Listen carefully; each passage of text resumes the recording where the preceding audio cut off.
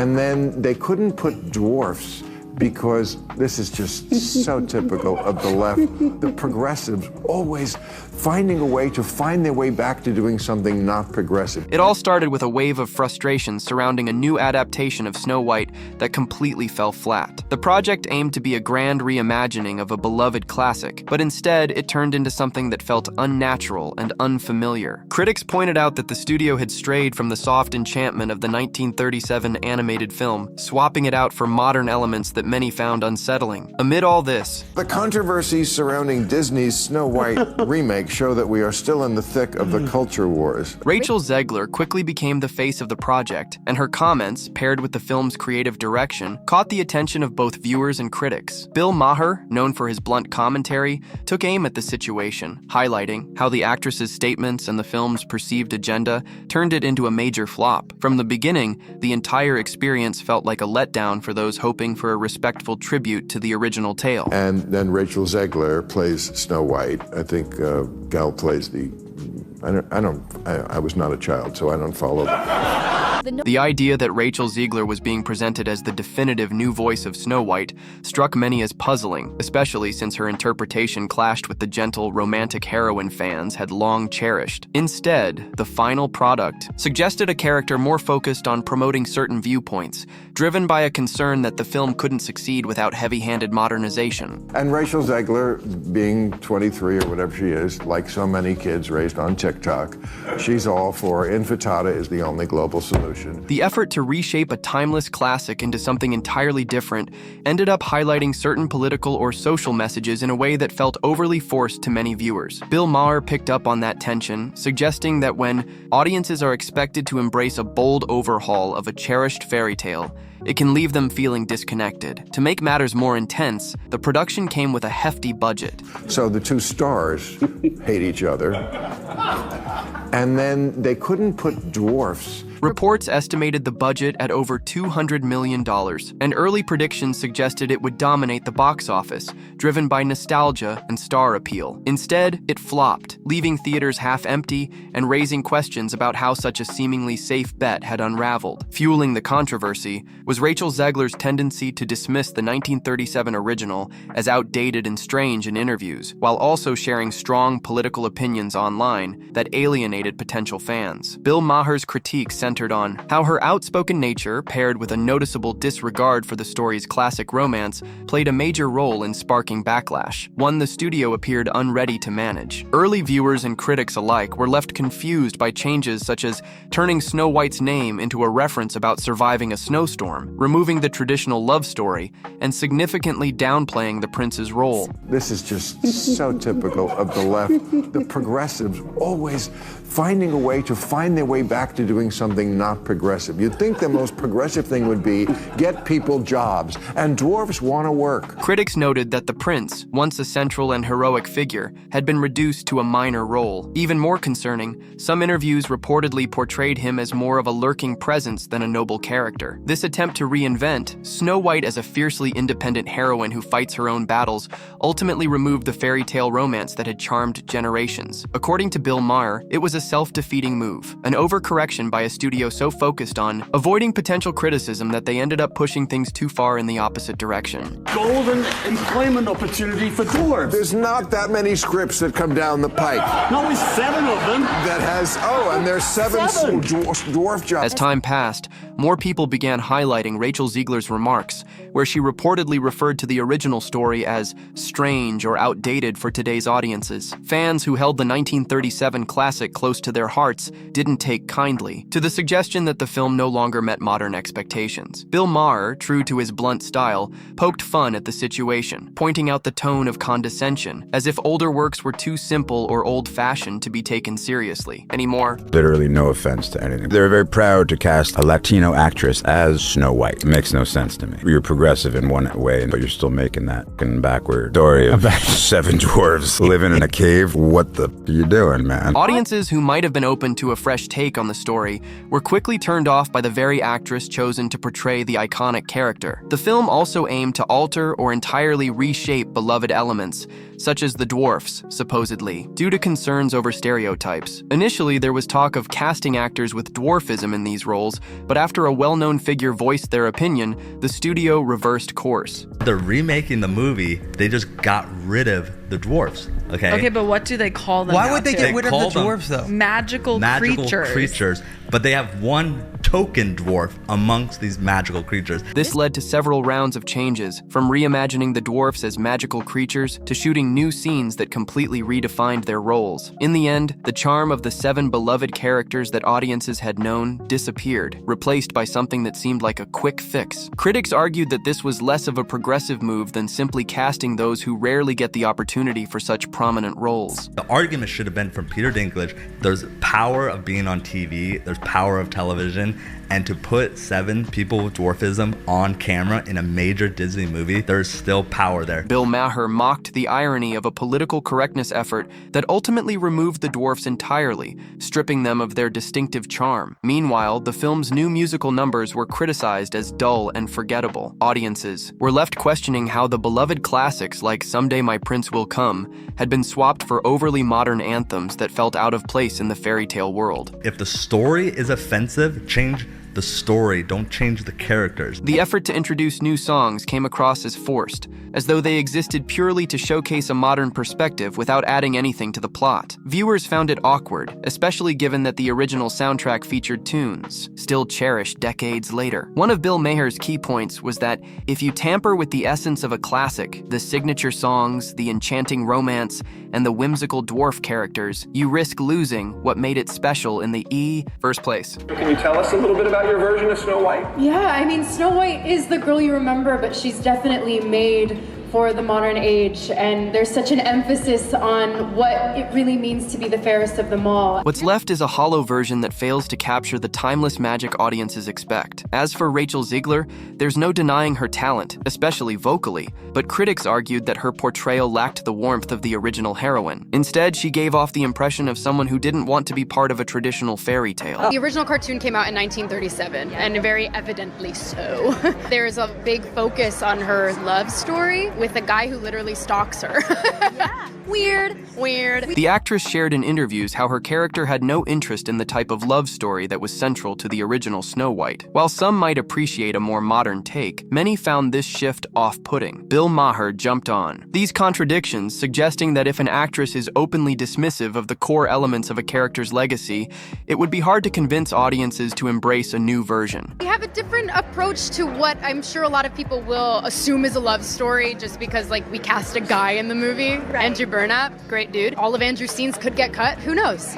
There were also whispers about tension between the two leads, with rumors suggesting they didn't get along off-screen, adding to the growing perception that the production was a mess. While behind-the-scenes conflicts aren't uncommon in Hollywood, the feeling that the final film was overshadowed by personal feuds and political outbursts only made the situation worse. I am here with you to cry, to yell, to hug, to wax poetic on how the left continues to fail us in forging a new path forward. This loss should not have been, and it certainly should not have been by so many votes. I echo Ethel Cain's statement more than anything. Online comment sections were flooded with people stating they would skip the film simply because they didn't like the vibe surrounding its lead. Bill Maher honed in on these reactions, pointing out that if you alienate large portions of potential ticket buyers, they'll stay away from the theater altogether. By the time opening weekend rolled around, the box office numbers were dismal, falling far below analysts' predictions. Midget, dwarf, they're out of work. They're replaced by CGI things. Like, this is just a perfect example. That. When there's Thing no 1 and thing 12. There's no guiding principle, just progress for the sake of progress, and you're just trying to weave around offense after offense. The Disney brand, once a guarantee of excitement, now struggled to draw families to theaters. Reports of nearly empty theaters flooded social media, with parents expressing discomfort over the film's messaging, while others lost interest after hearing the actress dismiss the original. The revenue shortfall was so severe that some insiders predicted losses potentially exceeding $100 million. Bill Maher Maher's commentary on the situation centered on the embarrassment of how a project, loaded with resources and built around a beloved property, could still fail by alienating its core audience. The absence of the dwarfs was seen as emblematic of the film's entire approach. Rather than thoughtfully updating or respecting what they represented, the adaptation seemed to replace them with bandits, magical creatures, or some odd mix of both. None of it resonated with the viewers who cherished the distinct personalities from the original. Hey, 7 dwarves is offensive to midgets. You're like, oh, okay, so let's just not employ any of them. Yes, Peter Dinklage. Okay. Critics argued that the production repeatedly backpedaled, uncertain how to handle these characters in a way that would meet the expectations of modern sensibilities. Bill Maher discussed how, in trying too hard not to offend, the filmmakers inadvertently created a bigger problem, pointing out that good intentions can backfire if they ignore what made the original story so cherished. Audiences also noted that the new Snow White, unlike her 1937 counterpart who showed gratitude by cleaning the dwarf's cottage, now took on a role where she directed others to do the work. This change made her come across, to some, as less relatable and likable. Coupled with the actress's interviews dismissing traditional romance, the entire portrayal felt smug and lacked the warmth that had once defined the character. Bill Maher's take was that this shift unintentionally turned the protagonist into a nagging figure, one that wasn't appealing for family-friendly entertainment. With Snow White, let's go through this, right? There's no prince. Woman doesn't need a prince. Oh, Lord. Really? Okay, good luck back then. The source of discord largely stemmed from the actress's political views. She criticized certain voter groups, used strong language on social media, and later backtracked when the backlash grew. A segment of potential viewers, especially those who identified with the political groups she had criticized, decided they'd had enough. Bill Maher, in his usual comedic style, highlighted the irony of alienating half the country and still expecting them to buy tickets. The apology Zegler offered seemed insincere to those who remembered her initial comments, and by that point, the damage was done. Calls for a boycott spread, further diminishing the film's prospects. All of this led some audiences to believe the project was more about pushing an ideology than telling a story. The shift from a beloved fairy tale to a platform for modern commentary stripped away the essence of what had made Snow White a timeless classic. Doesn't need a prince to save her, and not surrounded by 7 weird people. Oh, okay, just CGI fictional goblins, I guess.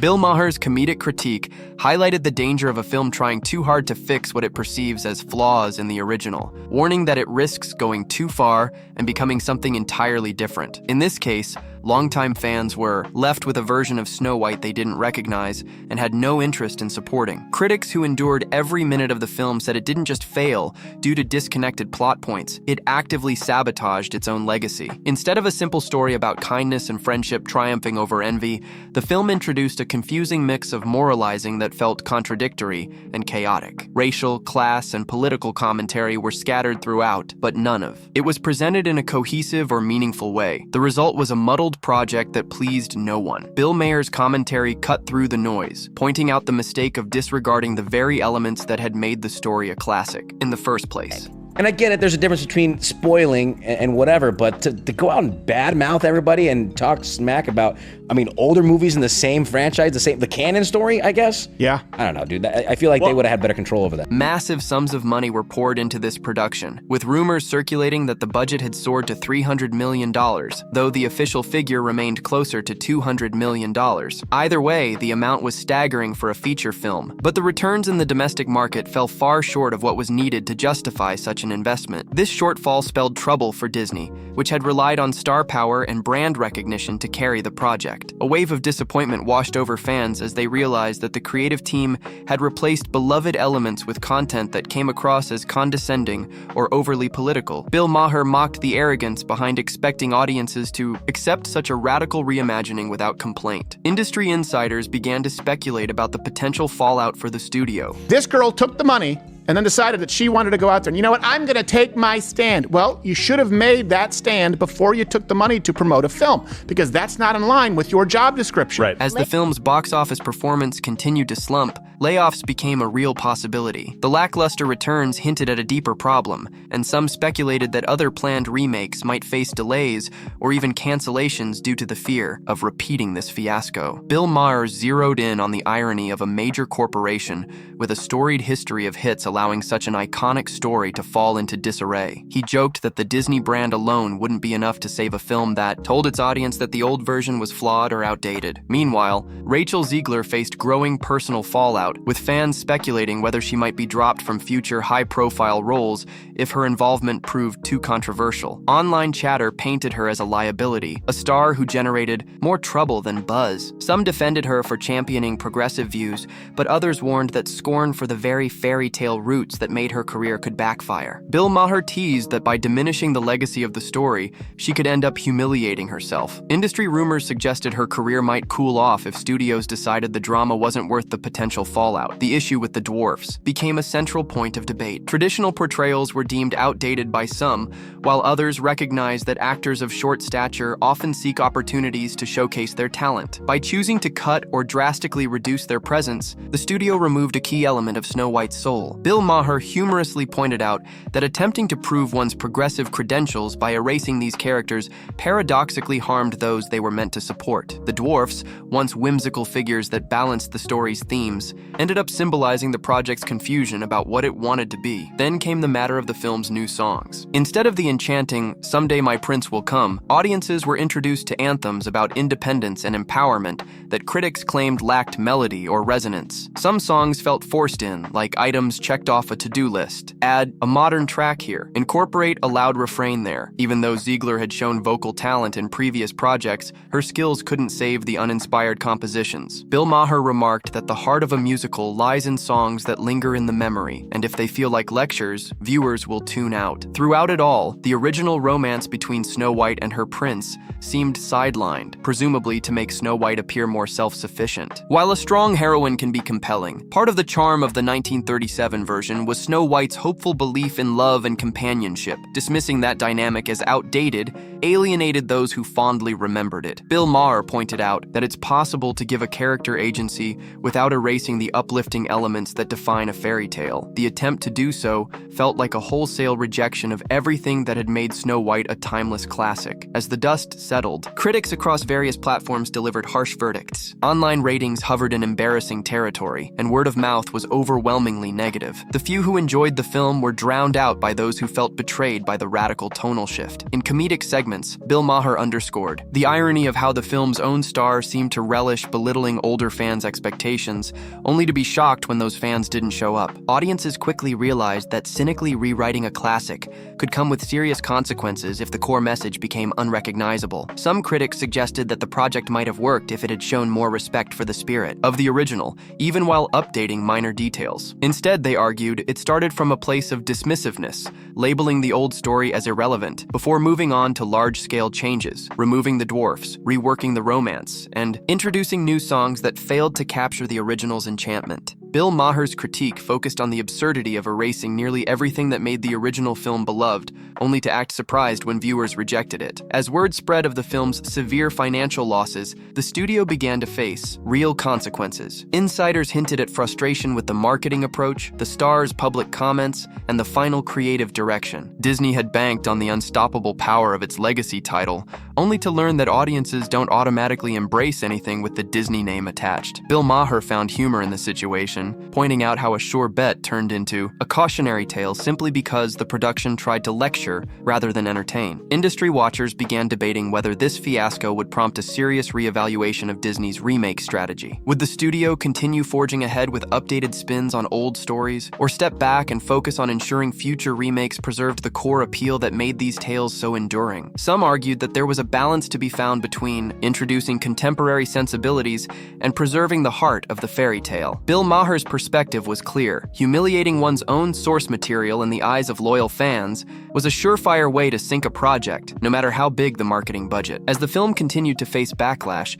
Zegler attempted to temper her comments, but large sections of the public had already tuned out. Social media was flooded with disdain, and even some critics who had initially praised the film began to backtrack. The situation became a storm of bad publicity. Bill Maher, in his signature comedic style, pointed out how rarely telling audiences how to feel about their childhood favorites leads to success. The escapist nature of classic Disney works, he argued, stood in stark contrast to the pointed messages inserted into this adaptation. In the grand scheme, this Snow White reboot became a cautionary tale. Overshadowing a beloved story with overt moralizing can strip away the magic that has kept it alive for decades. The dwarfs, the songs, and the innocence that once made the films so charming were all overshadowed by an agenda that the creators seemed to prioritize over preserving the nostalgic joy fans expected. Bill Maher's scathing commentary highlighted how this misfire managed to alienate everyone from those nostalgic for the original to others who felt they were being preached to. Ultimately, the narrative that Bill Maher spun painted the film as a humiliating misstep for both the studio and Zegler herself. As the box office numbers told their grim story, the film's fate seemed sealed, overshadowed by its failure to respect the core elements that made Snow White a classic in the first place.